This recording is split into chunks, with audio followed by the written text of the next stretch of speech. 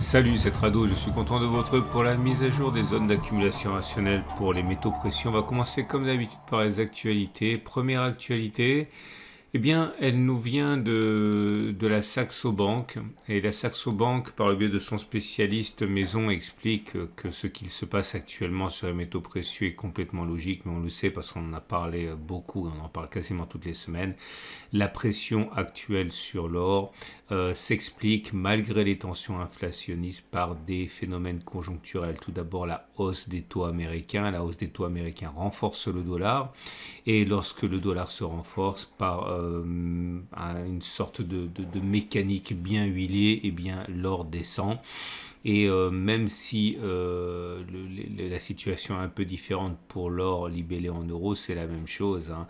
Lorsque les banques centrales commencent à rehausser les taux d'intérêt, cela renforce les monnaies nationales. Et lorsque les monnaies nationales augmentent, eh bien, cela pénalise l'or, d'une part parce que la hausse des taux ralentit l'inflation qui traditionnellement est bonne pour l'or, et ensuite parce que voilà, des taux qui montent, c'est un manque à gagner quand on a de l'argent en or qui est par définition ne rapporte rien de plus que la sécurité qu'il matérialise.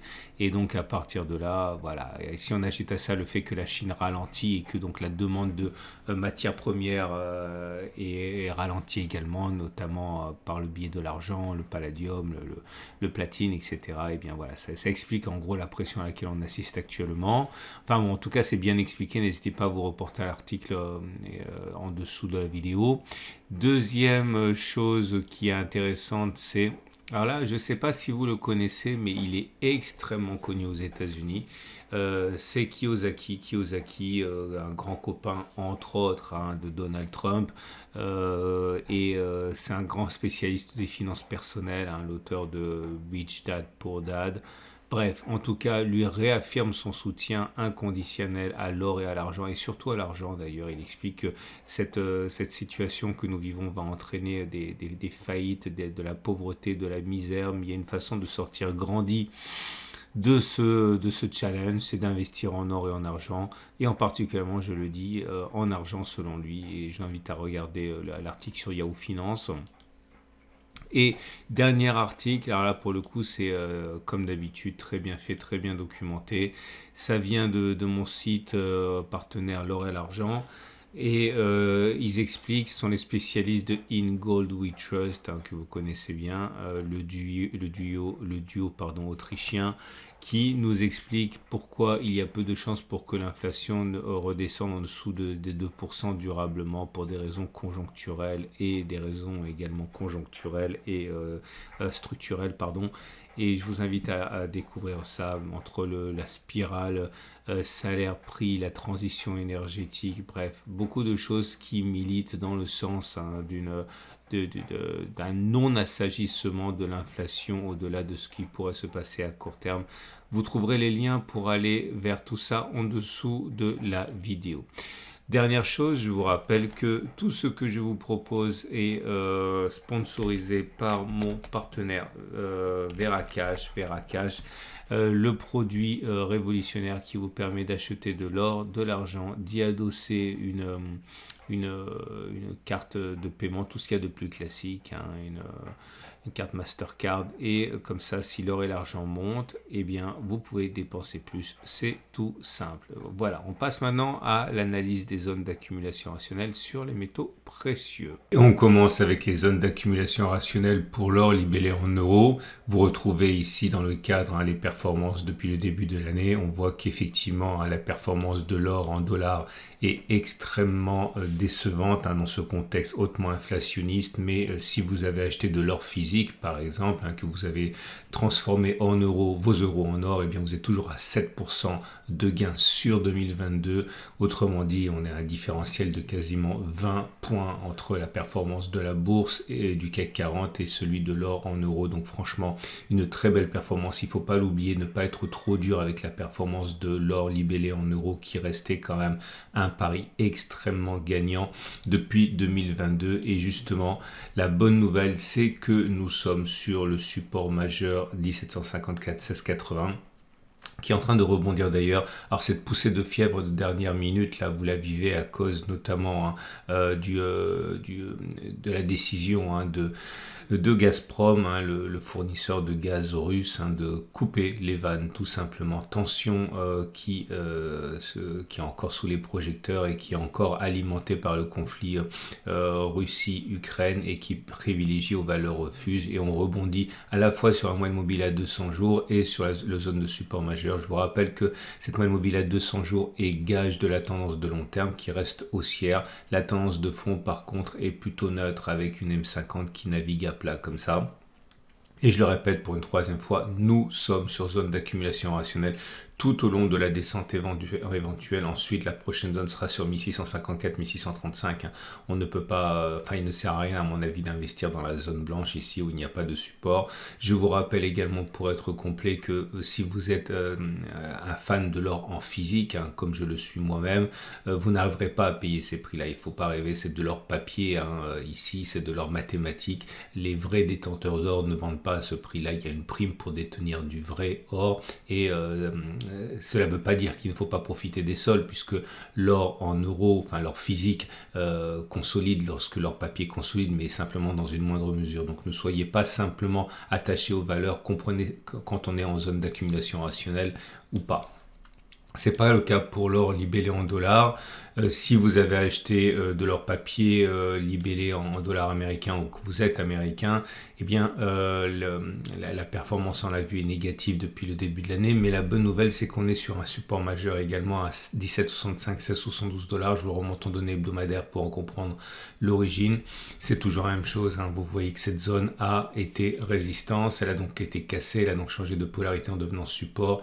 Et les rebonds sont systématiques depuis la cassure en 2020 et ce qui se passe actuellement ne fait pas exception. On rebondit actuellement, si on regarde les données journalières, eh bien, de manière assez vigoureuse sur cette zone aujourd'hui. Malheureusement, il faut le noter, la tendance de long terme, elle est plutôt baissière. Elle est baissière, la tendance de fond est baissière. J'oublie de parler des bougies Aiki-Nashi. Si vous regardez les bougies Aiki-Nashi, vous constaterez que nous sommes sur un régime baissier, puisque les bougies sont rouges. Mais attention, la dernière bougie a une mèche haute et une mèche basse, c'est-à-dire que c'est moins baissier. Et comme j'oublie d'en parler pour l'or libellé en euros, je reviens pour vous montrer la bougie Aiki-Nashi. Et là aussi, vous voyez, après un régime de bougies fortement baissières, des bougies rouges longues sans mèche haute, on a une première bougie avec mèche haute et mèche basse, autrement dit, c'est pas haussier, mais il y a clairement de l'hésitation dans la continuation de la baisse sur les niveaux actuels. On passe donc à l'argent libellé en euros. Décevant évidemment, il ne faut pas raconter des histoires tout simplement parce que il y a la double problématique de la hausse des taux d'intérêt et également à la dimension industrielle de l'argent qui pénalise le dauphin de l'or avec le ralentissement économique. Mais bonne nouvelle, là aussi on est en train de rebondir sur le support majeur des 17,9, 16,8 euros. Là aussi il ne faut pas s'attendre à ce que vous ayez payé ce prix là pour de l'or physique, puisque encore une fois là c'est de l'or papier, mais il y a eu bien une attaque. Si vous avez réussi à être réactif, vous voyez bien qu'on a visité cette zone de support majeur des 17,9, 16,8, il y a eu des soldes à ce moment là et on rebondit. Toujours pareil, vous savez, l'analyse technique c'est très très simple. Ce sont des zones de support et de résistance qui ont été déjà validées. Ancienne résistance qui a été cassée, qui a changé de polarité, qui est devenue support et on est en train justement de rebondir sur cette zone. À noter également que malheureusement la tendance de long terme et la tendance de fond sont baissières, mais les bougies Aiki-Nashi là aussi montrent une petite amélioration avec une bougie rouge certes, mais assortie d'une mèche haute et d'une mèche basse. Vous trouverez en dessous de la vidéo un lien pour aller regarder des tutoriels rapides de 5 minutes pour comprendre les termes que j'utilise. C'est important pour vous, pour tirer vraiment parti de mon travail. Et l'argent libellé en dollars, alors là c'est la mauvaise nouvelle. Pourquoi? Parce que tout simplement on avait une zone de support majeure à 19,7, 18,5. Je vous la montre en données hebdomadaires puisque c'est là qu'elle a été tracée. Donc ancienne zone de résistance qui a été cassée, qui a changé de polarité, qui est devenue support. On le voit très bien, toute cette zone a été achetée, on a eu un rebond. Malheureusement il ne faut pas se voiler la face, on a clôturé en dessous un vendredi soir, donc le support hebdomadaire est cassé. Franchement, hein, pour ceux qui investissent en or et en argent papier, c'est pas la fête actuellement. Et quand vous pouvez le voir, la bonne nouvelle également, parce qu'il y en a une, c'est qu'on est directement au contact de deux autres zones de support. Vous voyez cette zone de congestion qui a été cassée, qui a changé de polarité, on le voit en fait. Hein, et c'est même cette zone-là peut-être qu'il faudrait considérer comme un candidat sérieux au rebond, puisque ça a fonctionné la dernière fois comme le support hebdomadaire, mais qui n'a pas été cassé encore hein, en données journalières. Il y en a un autre ici. Hein. Ça, c'est l'avantage des hausses qui ne sont pas, on va dire, stratosphériques, funiculaires, mais hachées, c'est que ça constitue des zones d'aide, hein, des zones de support. Et on est donc sur zone d'accumulation rationnelle pour l'argent libellé en dollars à 18,417 et la prochaine sera à 15,9, 14,5. Inutile d'investir dans cette zone blanche, je pense. Hein, ça va être traversé si on va dans le mauvais sens. Et tendance de long terme baissière, tendance de fond baissière, bougie Aiki-Nashi, pareil, hein, c'est toujours baissier, mais ça l'est moins avec des bougies mèche haute, mèche basse. On passe au platinoïde. Et voilà le palladium en euros, plutôt en bonne forme avec une tendance de long terme qui reste haussière, une tendance de fond qui est haussière également. Le prochain support est un support faible, c'est une zone d'accumulation rationnelle si on n'a pas déjà été investi massivement, 1986-1971. Le vrai support, enfin le support plus solide est à 1805 si on y va, puis 1720. Entre les deux, inutile de se précipiter, on devrait tomber comme une pierre à mon humble avis si on traverse les 1986-1971. Pour le palladium, mais libellé en dollars, c'est la même chose. Hein. Sauf que la tendance n'est pas aussi belle, hein, puisque nous sommes en dessous de la M200 et en dessous de la M50. Tendance de long terme plutôt neutre, tendance de fond neutre aussi, puisque la M5, enfin plutôt neutre, puisque la M200 est toujours plate et la M50 est même ascendante. Hein. On est sur une zone qui approche, qui est une zone de support, elle est 2000-1973, c'est un support fragile. Je préfère le support des 1798 $ pour continuer à accumuler. Par contre, pour les bougies Aiki-Nashi, c'est pas bon. Hein. Vous voyez, c'est toujours baissier, c'est rouge, ça n'a pas de mèche haute. Hein. Donc, il y a plus de chances pour qu'on continue de baisser plutôt qu'on ait fait les plus bas. J'ai oublié de vous montrer le palladium en euros pour les bougies Aiki-Nashi. Et comme vous pouvez le voir, nous sommes sur un régime baissier avec des bougies rouges sans mèche haute. Donc, c'est pas comme l'or et pour l'argent. Le palladium, lui, continue de baisser. On continue maintenant avec le platine. Le platine en euros pour débuter. Alors, bon, puisqu'on a des bougies Aiki-Nashi, vous voyez, c'est toujours baissier. On est sur un support, mais il y a des chances pour que ça continue de baisser, puisque ce sont des bougies qui n'ont pas de mèche haute. Je vous remontre là, du coup, les bougies traditionnelles. Et là, par contre, il y a une réaction, vous pouvez le voir. Hein, cette bougie verte montre que, bah, évidemment, hein, tout le monde les voit, ces supports. Hein, donc, ça intéresse les traders et les accumulateurs. 830, 820, zone d'accumulation rationnelle. Il y en a une autre ici à 805 et encore plus bas à 795 pour les accumulations progressives. Et pour le platine libellé en dollars, alors ça c'est pas bon par contre, c'est pas bon, mais là aussi hein, c'est à relativiser en ce sens que nous sommes sur un support majeur à 838, 862 $. Je l'ai ajusté un petit peu parce que je l'avais mal tracé, je l'avais mis un petit peu plus haut, mais ça changerait, on est toujours en zone d'accumulation rationnelle. Prochaine zone d'accumulation rationnelle, si on casse les 838, 862, les 802, 789. Entre les deux, c'est pas la peine à mon avis.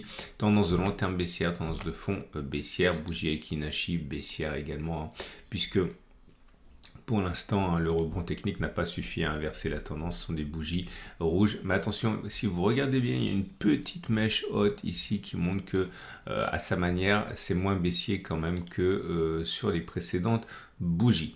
Voilà ce qu'on pouvait dire pour les platinoïdes et les métaux précieux. Je vous rappelle 3 choses. Vous pouvez retrouver les liens vers les articles que j'ai mentionnés en dessous de cette vidéo-ci. Vous avez également la possibilité de vous abonner à mon format pour ne pas louper les mises à jour. C'est 2 fois par semaine, le samedi et le mercredi. Si vous avez aimé, que ça vous a apporté quelque chose, eh bien vous pouvez disposer un like, ça me fait toujours plaisir et c'est bon pour moi. Et enfin, pensez également à Veracash, hein, qui vous permet vraiment d'une manière intelligente d'accumuler de l'or et de l'argent sans bloquer si vous désirez effectivement conserver l'accès à vos métaux précieux avec une carte de paiement à mercredi pour la mise à jour.